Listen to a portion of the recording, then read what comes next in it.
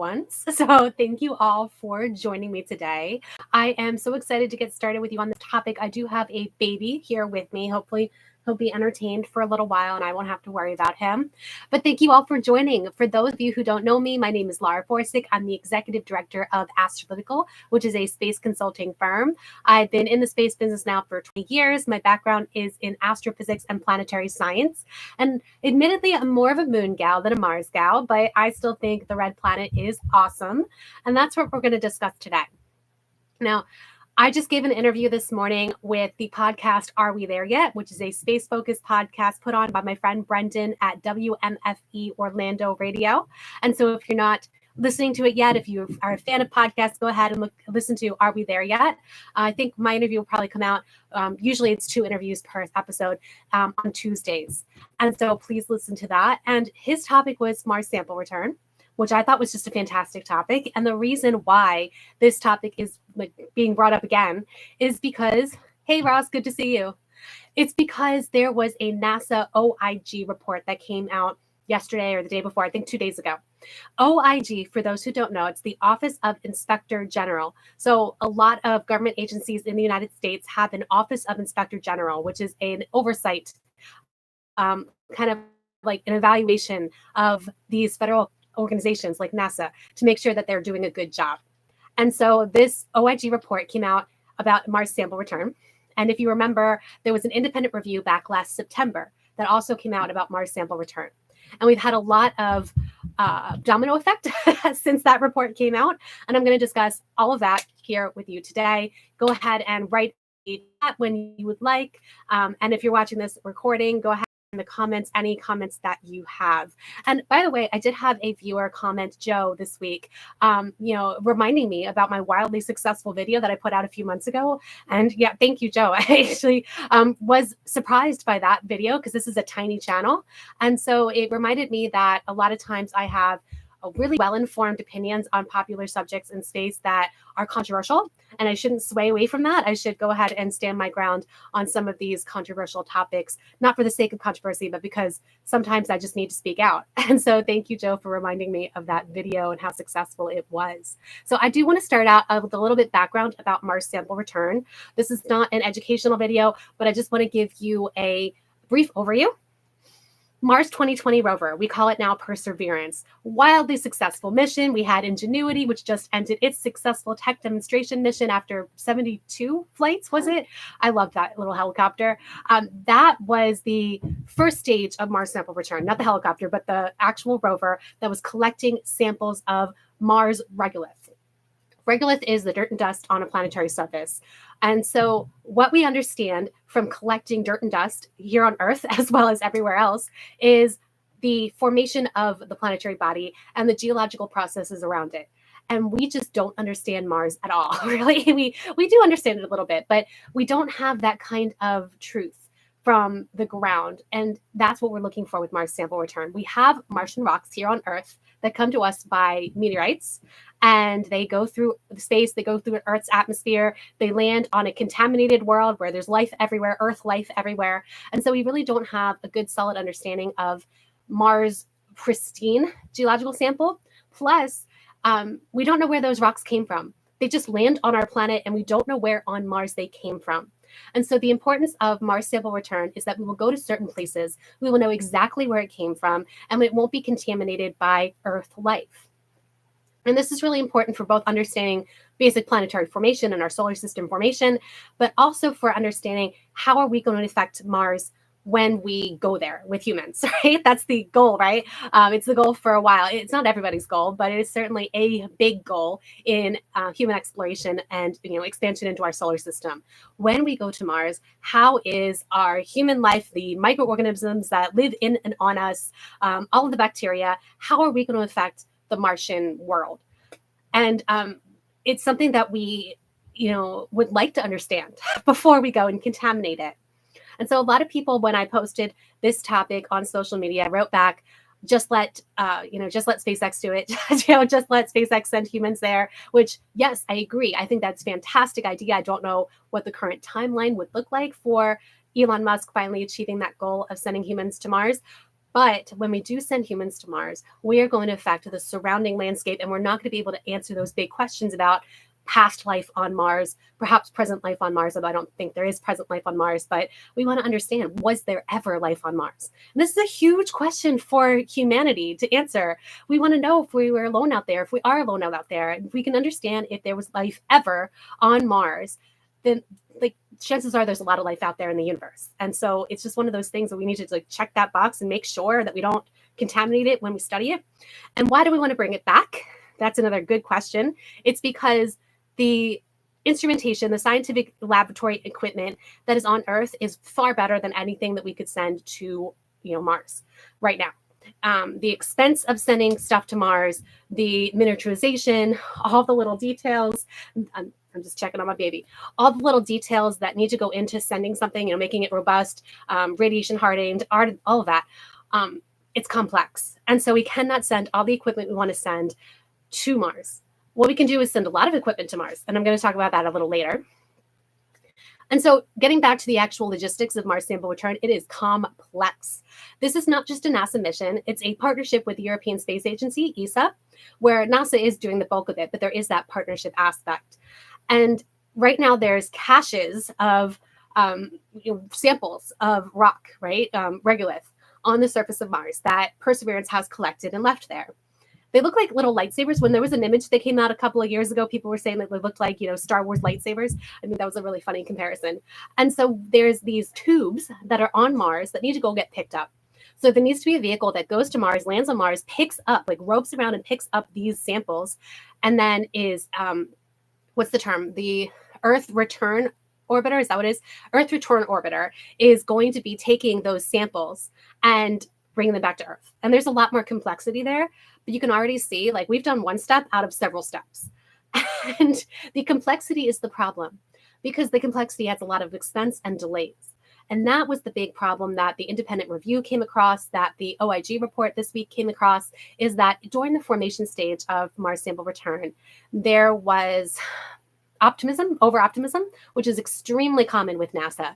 NASA is an organization that tends to say, we can do this extremely hard thing, and we're going to do it for this X number of dollars in this many years.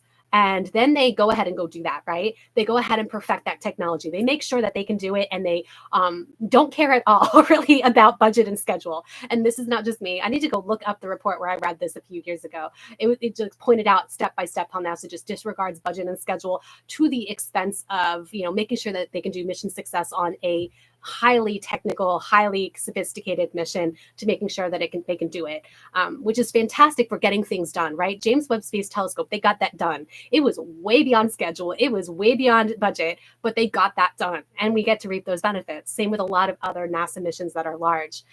So it's not surprising that what we have here is a mission that started at around $2.5 billion was the original estimate, that is now at some sources from last year say $7.4 billion. The source from the independent review said upwards of $11 billion. I'm inclined to say it's going to be more than $11 billion, because this is just how it goes. There's a number of problems, and some of them were laid out in the OIG report. There's the formation was overly optimistic. So there's the fact that the budget and the timeline was not well established to begin with. And then there's delays from COVID. Still, there's supply chain, there's inflation, and there's just all kinds of issues that we have to deal with when we're thinking about these large missions.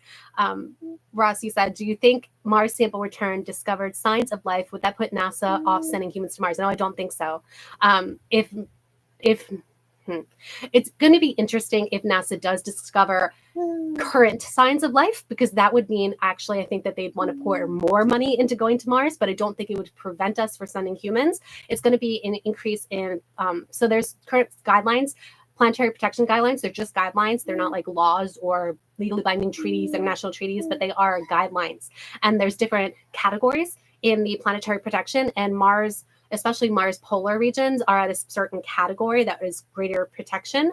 So if life is discovered somewhere on Mars, that area is probably going to get the maximum protection, right? So we're probably going to want to study that deeply. But NASA's not the only one who's going to go study Mars, right? And so if we do have commercial companies like SpaceX, or if we do have other countries like China, for example, that wants to go, are they going to abide by those same guidelines? And are they going to be are they going to stop their plans of sending humans to Mars just because we find life there? Probably not. But it's going to be interesting if that ever happens. Now, I've talked to Mars scientists. I don't know if I've actually ever met anybody who thinks that there's current life on Mars. I have met people who believe that there was past life on Mars. It's not universal. It's not a universal belief. But if there was past life on Mars, that does not, I don't think that's going to change any kind of planetary protection. I'm not an expert in planetary protection, so I don't know if that would change any kind of planetary protection category. But I don't think it would stop many humans from going to Mars. Okay, so budget, schedule, where was I here? Sorry, it was a good question though. So what we're seeing here is also an extended schedule. So right now, currently, they're looking at launching those Earth return vehicle and the sample collection in like 2027, 2028, getting there around 2030-ish, taking off from the planet 2031. So like these schedules are several decades old, because Mars sample return has been in the planning stages for a few decades now already. And that also adds schedule delays and complexities and budgets when things just go that long. And it's really normal for a huge NASA mission to go through this process. The question now is what's going to happen. Okay, I think I have to pick them up.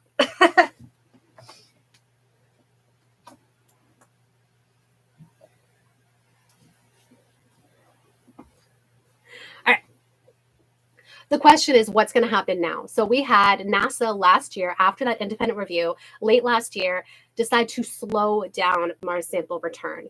They decided that they were going to take a pause. There was a threat last year by the Senate in its FY 2024 budget proposal to cancel Mars sample return if it got too expensive. And so NASA went ahead and it's like, we don't know exactly what's going on here. We're going to go ahead and pause or slow down the program, not pause it, but slow it down. And since then, there's been some effects. So we've seen NASA currently have budget projections that made it difficult for programs like Veritas, which is a mission to Venus, and Dragonfly, which is another mission where these things may not be directly related, but those two missions now have seen that their budgets sliced and their programs delayed. And the problem here is if this mission to Mars, sample return, and if it eats the rest of the budget, NASA has a finite budget, right? If it eats the rest of the budget, what's going to happen with other planetary science? It cost all the years that it was in development and all of that, all the launch and everything, about $10 billion. And so now we're looking at a program that's going to cost probably more than James Webb Space Telescope. And so you can see how these smaller missions, these missions that are more like $500 million, right? How they might get affected, but also still not make that much of a difference. And unfortunately, it has an effect on real people, because when we're spending money in space, we're actually spending money here on Earth. And that affects the people who are being paid. So JPL in California, that was a major contributor to Mars sample return. And what we saw was initial layouts that were small, and then we saw, initial layoffs that were small. And then a few weeks back, we saw major layoffs at JPL, where it affected a lot of different engineers and scientists who were unfortunately affected because of the budget's proposal and the slowdown by NASA leadership. And Ross says, do you think it would be better push ahead with Mars sample return and sacrifice other planetary missions, or cancel Mars sample return and boost the other missions? Good question. I'm actually going to answer that a little bit later. I'm going to get through talk about the budget and the politics first. So yeah, actually, it's not for me to say, right? But I have some opinions. The political environment here is very difficult. In the United States, it's an election year. It's a presidential election year, which means nobody wants to be committed to a lot of things on the budget right here. They sort of want to remain vague and open.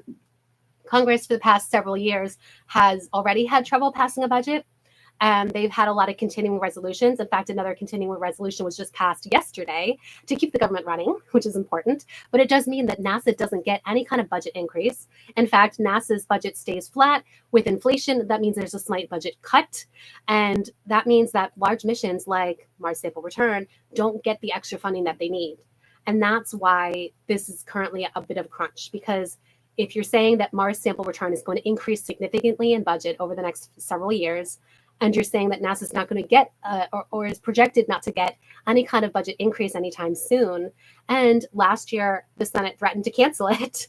What's going to happen? Now, there was a letter that was sent out after those JPL layoffs by a number, I think 6 congressional members, the senators and congresspeople who are in California, who are affected, their areas were affected by the JPL layoffs, and they wrote to NASA, telling them not to do this slowdown. They said essentially that NASA is acting against the wishes of Congress, who never told NASA to do this slowdown. So NASA should not do a slowdown on Mars sample return, and NASA should tell JPL that their funding is okay and that they shouldn't do any more layoffs. So, but the problem is that NASA can't take those 6 Congress people at their word, because what really matters is appropriations and authorization and appropriations of what matters. I'm not going to go into all of that, but the problem is until you actually have the figures, until you have the committed money, like NASA just it can't say for certainty what that budget is going to be for MSR.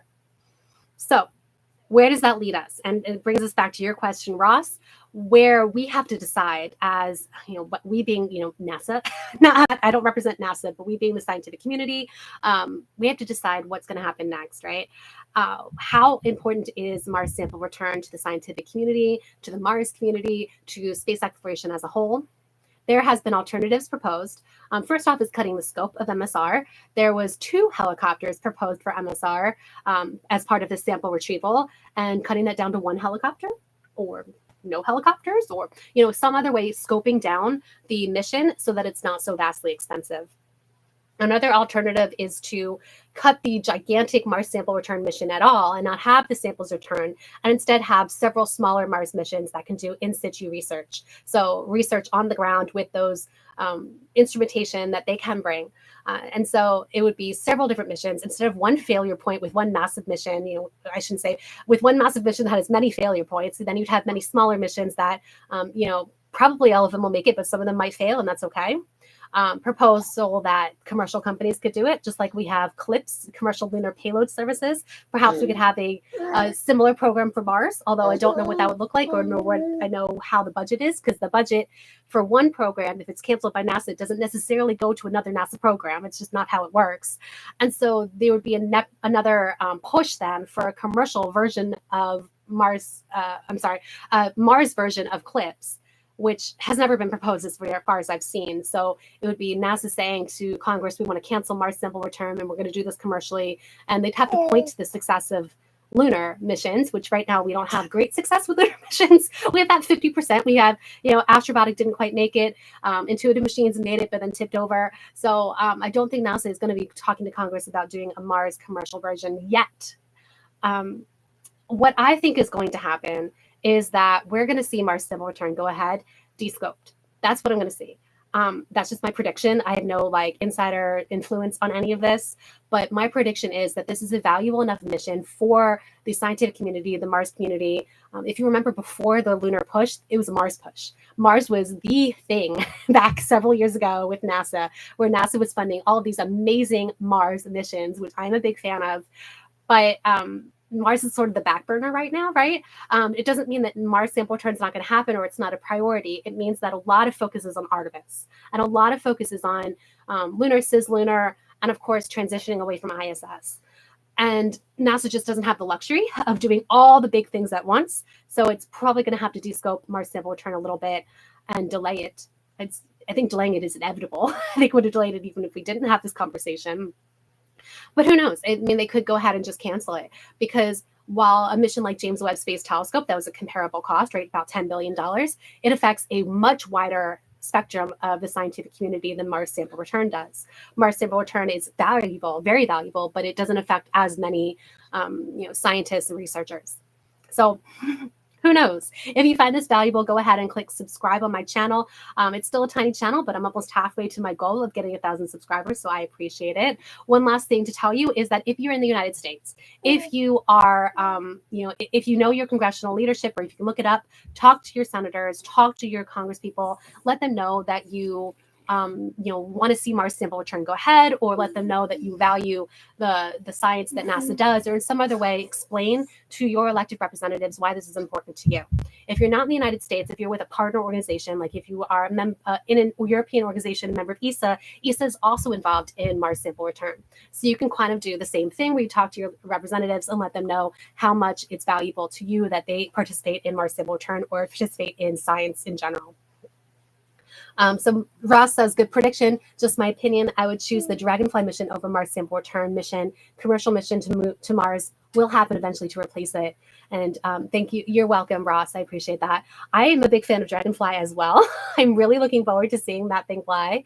And I've been more involved in the smaller missions, the new Discovery missions that are, significantly smaller than Mars sample return. And so I'm a big fan of what you can do on a smaller budgets. I'm not going to say small budgets, but smaller budgets within the science community. So I think we can get a little bit more inventive. And just like the name of the helicopter implies, I think we can have some ingenuity and do things in a better way.